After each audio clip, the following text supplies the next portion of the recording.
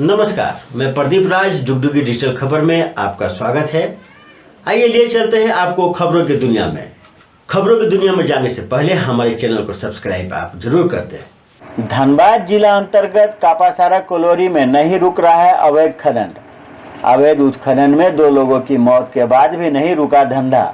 जान जोखिम में डालकर निकाल रहे हैं कोयला, प्रशासन बना हुआ है मौन। निरसा ईसीएल मुगमा क्षेत्र अंतर्गत कापासारा आउटसोर्सिंग से नहीं रुक रहा है कोयले का अवैध खनन। सैकड़ों की संख्या में मजदूर कोयला खनन के लिए कापासारा में पहुंचते हैं और अवैध खनन कर बोरियों से भरकर सैकड़ों टन कोयला बाहर निकाल लिया जा रहा है। यह खेल रात के अंधेरे में नहीं बल्कि दिन के उजाले में भी कापासारा आउटसोर्सिंग में देखा जा सकता है। प्रतिदिन लगभग 200 से भी अधिक लोग अलग अलग स्थानों पर बनाए गए मुहाने से अवैध रूप से कोयला खनन करने में लगे रहते हैं। जिस जगह पर धंसान हुई थी उसी के बगल में लोग कोयला काट रहे हैं। बताते चले कि कोयले का अवैध खनन करने के लिए स्थानीय एजेंट कुल्टी, बड़ाकर, पुरुलिया, बांकुड़ा, जामताड़ा, नारायणपुर, मधुपुर सहित कालूबथान, थापरनगर से भी अवैध कोयला काटने के लिए लोगों को मंगा रहे हैं। सभी मजदूर ट्रेन से आते हैं और चले जाते हैं।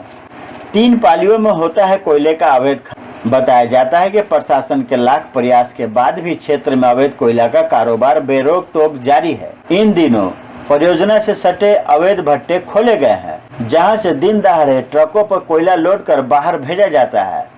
साइकिल, मोटरसाइकिल व स्कूटर से कोयला आसपास के परियोजना में पहुंचाने का काम प्रतिदिन खुलेआम होता है।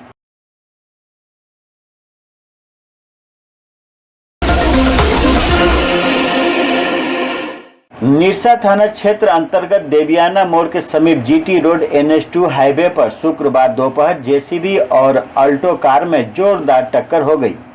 टक्कर से ऑल्टो चालक की मौत घटनास्थल पर ही हो गई, जबकि दूसरे युवक की हालत गंभीर बनी हुई है। आनन फानन में उसे इलाज के लिए धनबाद भेजा गया। आसपास के लोगों ने बताया कि ऑल्टो पर सवार 2 युवक निरसा से धनबाद की तरफ जा रहे थे। देवियाना मोड़ के समीप एक जेसीबी धनबाद से निरसा की ओर आ रहा था। मोड़ के समीप दोनों में जोरदार टक्कर हो गई। जेसीबी का आगे का हिस्सा ऑल्टो के सामने के हिस्से से पूरी तरह धंस गया। इस भीषण हादसे में कार चालक गोविंदपुर निवासी आफ्ताब आलम की मौत घटना स्थल पर ही हो गई, जबकि पास में बैठा एक युवक गंभीर रूप से घायल हो गया।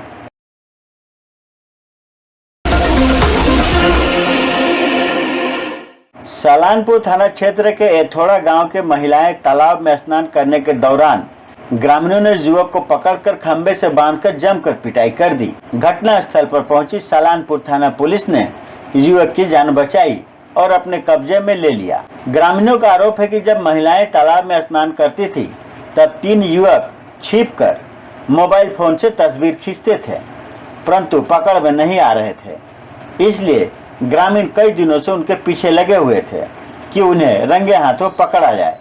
आखिर शुक्रवार को ग्रामीणों ने उसे रंगे हाथों पकड़ लिया।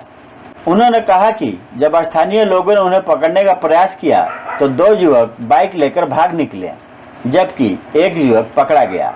फिर ग्रामीणों ने उसे बिजली के खंभे से बांधकर पिटाई कर दी।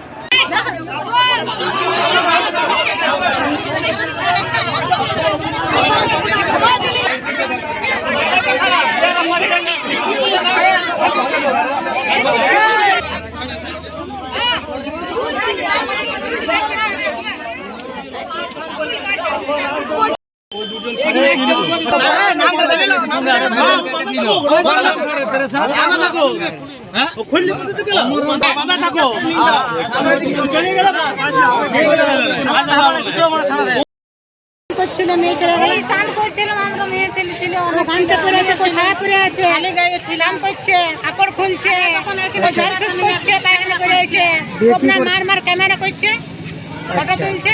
জানা গেছে ছেলেটা কোথাকার? ছেলেটা তো এই ফ্যাক্টরিতে কাজ করে, এই ফ্যাক্টরিতে, এই তিরপল ফ্যাক্টরিতে। विधायक अंबा प्रसाद ने विधानसभा में रखी ओबीसी समुदाय को 27% आरक्षण हेतु पुनः विधेयक राज्यपाल के पास भेजने और जाति आधारित जनगणना कराने की मांग। बड़का गांव की कांग्रेस विधायक अंबा प्रसाद ने ओबीसी समुदाय को 27% आरक्षण सुनिश्चित करने के लिए पुनः ओबीसी आरक्षण विधेयक विधानसभा से पास करके महामहिम राज्यपाल को भेजने तथा जाति आधारित जनगणना कराने की मांग की। साथ ही विधायक अंबा ने जब तक ओबीसी वर्ग को 27 आरक्षण न मिले तब तक ईडब्ल्यूएस कोटे में गरीब ओबीसी को आरक्षण का लाभ देने की मांग की। विधायक अंबा प्रसाद ने सदन को बताया कि झारखंड में अन्य पिछड़ा वर्ग की आबादी लगभग 55% है, लेकिन उन्हें 14% आरक्षण ही दिया गया है। राज्य की सबसे बड़ी आबादी को आरक्षण के सीमित दायरे में रखने के कारण सरकारी संस्थाओं में पिछड़े वर्ग के समाज का प्रतिनिधित्व कम होता जा रहा है। वे सामाजिक और आर्थिक रूप से और पिछड़ते जा रहे हैं। विधायक ने कहा कि ओबीसी वर्ग को उनका संवैधानिक अधिकार दिलाने के लिए लगातार प्रयासरत रही हूँ। इसे अंतिम अंजाम तक पहुँचाने में कोई कसर नहीं छोड़ूंगी। राज्य में ओबीसी समुदाय को 27% आरक्षण प्रदान करने हेतु विधानसभा से विधेयक पारित किया गया जा चुका है, परंतु महामहिम राज्यपाल द्वारा उक्त विधेयक को वापस लौटा दिया गया है, जिसके कारण राज्य के 55% पिछड़े ओबीसी समुदाय को मात्र 14% आरक्षण मिल पा रहा है और राज्य की बड़ी आबादी लगातार पिछड़ती जा रही है। अतः मैं सदन के माध्यम से सरकार से मांग करती हूँ कि ओबीसी आरक्षण विधेयक को पुनः विधानसभा से पारित कराकर महामहिम राज्यपाल को भेजा जाए, जातीय जनगणना कराई जाए और ओबीसी को 27% आरक्षण धरातल पर उतारने तक ईडब्ल्यूएस कोटे में गरीब ओबीसी समुदाय के लोगों को आरक्षण का लाभ प्रदान किया जाए।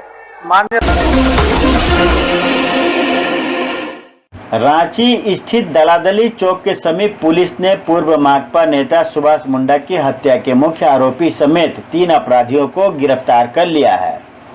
हत्या में प्रयुक्त देसी पिस्टल, टेलीस्कोपिक स्पोर्टिंग राइफल, एक रिवाल्वर, पंप एक्शन शॉटगन आदि बरामद किए गए हैं। रांची पुलिस ने माकपा नेता सुभाष मुंडा हत्याकांड का खुलासा करते हुए शुक्रवार को प्रेस कॉन्फ्रेंस कर एसएसपी किशोर कौशल ने बताया कि सुभाष मुंडा की हत्या दलादली मौजा स्थित 119 डिसमिल जमीन को लेकर छोटू खलको ने 15 लाख रुपए की सुपारी देकर कराई थी। इस मामले में रांची पुलिस ने कार्रवाई करते हुए मुख्य आरोपी समेत 3 अपराधियों को गिरफ्तार किया है। इनमें लाल गुटुआ का रहने वाला छोटू खलको, अभिजीत कुमार और रातू का रहने वाला विनोद कुमार शामिल है।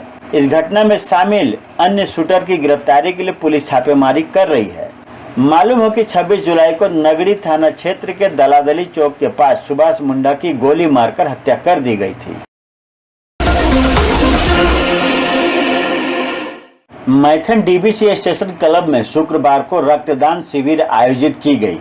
पतंजलि योग पीठ के आचार्य बालकृष्ण के 50वें जन्मदिन के अवसर पर शिविर का आयोजन हमरो स्वाभिमान न्यास की ओर से किया गया। मौके पर न्यास के प्रदेश अध्यक्ष शेष नारायण पांडे ने बताया कि शिविर में कुल 50 लोगों ने रक्तदान किया। कहा कि आचार्य बालकृष्ण जड़ी बूटियों के माध्यम से लोगों का जीवन बचाने का नेक कार्य कर रहे हैं, इसलिए उनके जन्म को न्यास जड़ी बूटी दिवस के रूप में भी मनाया जा रहा है। वर्तमान काल में जड़ी बूटियों का महत्व और जरूरत पहले की अपेक्षा काफी बढ़ गई है। राधानगर रेलवे साइडिंग से स्पंज आयरन ट्रांसपोर्टिंग की जा रही है। ट्रांसपोर्टर द्वारा रंगदारी नहीं दिए जाने पर लिफ्टरों ने स्थानीय लोगों के सहयोग से शुक्रवार को चीनाकुड़ी 3 नंबर डीपीएस मोड़ के समीप राहुल इंटरप्राइज ट्रांसपोर्ट के सभी डंपर को खड़ा करवा दिया। घटना को लेकर राहुल इंटरप्राइजेज के मालिक ने कुल्टी थाना में मामला दर्ज किया है। स्थानीय नेता बबलू टुडू का कहना है कि राधानगर रेलवे साइडिंग से प्रत्यक्ष अप्रत्यक्ष रूप से 1000 लोग जुड़े हुए हैं। इसमें कई वर्षों से कुछ लड़के लिफ्टिंग का काम करते आ रहे हैं। इसी बीच राहुल इंटरप्राइजेज के मालिक मनमानी कर रहे हैं। इसको लेकर स्थानीय प्रशासन से लेकर आसनसोल दुर्गापुर पुलिस आयुक्त को भी जानकारी दी गई है, पर इस पर अभी तक कोई समस्या का समाधान नहीं निकाला गया है। उन्होंने कहा कि जब तक समस्या का समाधान प्रशासन नहीं करवाती है तब तक ट्रांसपोर्टिंग बंद रहेगा। इधर राहुल इंटरप्राइजेज के मालिक रोहित नोनिया का कहना है ये लोग 30 रुपए प्रति टन के हिसाब से रंगदारी टैक्स मांगते हैं, जो संभव नहीं है। 20 रुपए टन पर काम किया जा रहा है, वहाँ पर 30 रुपए रंगदारी कहाँ से देंगे? और यह किसी भी कीमत पर नहीं होगा। आखिर रंगदारी टैक्स किस बात के देंगे?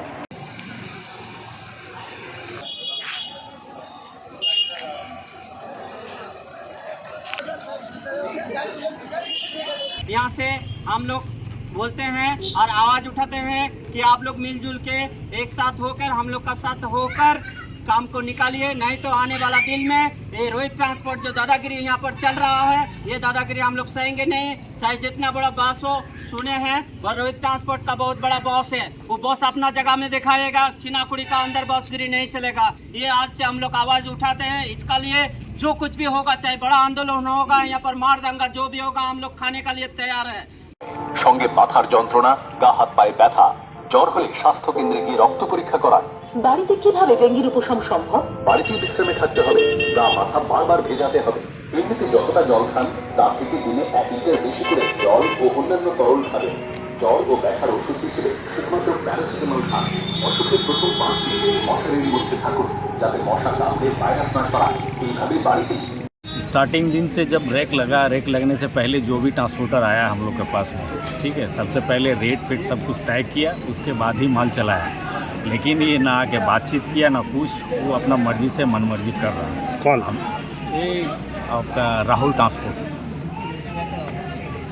क्या मनमर्जी हो रहा है? मनमर्जी माने ना रेट तय कर रहा, ना कुछ कर रहा, कुछ बातचीत कुछ नहीं कर रहा। जो चलाए हैं, हम लोग के पास चालान है, हम लोग चालान रखे हुए हैं, उसको पेमेंट भी नहीं हो रहा। आज 3 महीने से ऊपर हो गया, इसके बावजूद उसको मैंने 2-4 बार भी खबर भेजे हैं, 2-4 बार भी बैठकी हुआ है, उसके बाद में भी कोई सोल्यूशन नहीं कर रहा। हम लोग अभी बैठे हैं, डिमांड पूरा नहीं होगा। हम लोग तो चिट्ठी चपाती सब कुछ किए हैं, सबको जनाए हैं कि ये इस तरीके से हम लोग का साथ में कर रहा है, ज़बरदस्ती लग रहा है कि हम लोग के साथ ज़बरदस्ती कर रहा है।